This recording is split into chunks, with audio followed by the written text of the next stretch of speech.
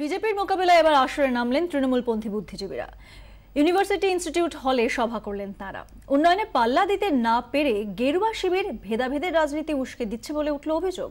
মুখ্যমন্ত্রীর সুরেই মেকি হিন্দুত্বের অভিযোগে বিজেপিকে কাঠগড়ায় তুললেন বাংলার বিদ্বজ্জনেরা।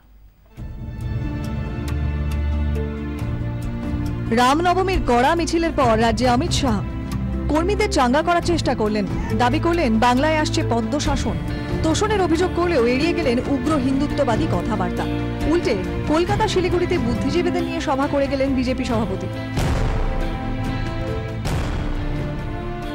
তৃণমূল বিজেপির সাম্প্রতিক সংঘাতে বুদ্ধিজীবীদের সামনে আনার চেষ্টা প্রথম শুরু করে বিজেপি।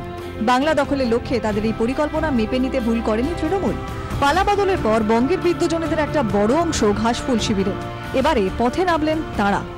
রাম শব্দটা মিন করে রঞ্জন করে, সকলকে রঞ্জন করে। তাহলে রামরাজ্যের ধারণা হওয়া উচিত যে সকলকে রঞ্জিত করে, রাঙিয়ে দেয় সকলকে।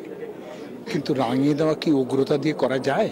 হিন্দুত্বটা কি এটা অন্তত বাংলার মানুষকে চৈতন্যদেব, রামকৃষ্ণ, বিবেকানন্দ, বাংলার মানুষ মোদির কাছ থেকে শিখবে না।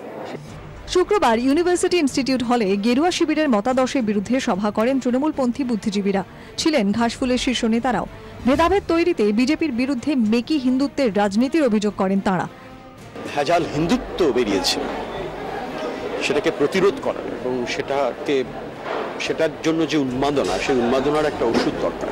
পশ্চিমবঙ্গের মধ্যে যে সংকীর্ণ সাম্প্রদায়িক এবং বিভাজনের রাজনীতি যে অনুপ্রবেশ ঘটানো হচ্ছে, যা পশ্চিমবঙ্গের সংস্কৃতির সঙ্গে মানুষ একেবারেই পরিচিত নন। 2011 পালা বদলে গুরুত্বপূর্ণ ভূমিকা নেন বুদ্ধিজীবীরা। এবার পদ্ম শিবিরও সেই পথে হাঁটার চেষ্টা করছে।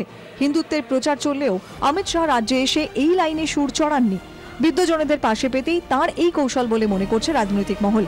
বিজেপির কৌশল যাতে কলকে না পায়, সেজন্য বেশি দেরি না করে ঘাসফুল শিবিরও পাল্টা বুদ্ধিজীবীদের মাঠে নামিয়ে দিল, এমনই মনে করছেন বিশেষজ্ঞরা।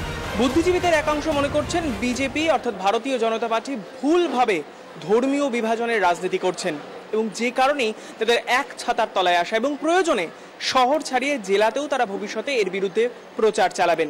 ক্যামেরায় অমিত দাসের সঙ্গে ঋত্বিক মনোজ, 24 ঘন্টা, কলকাতা।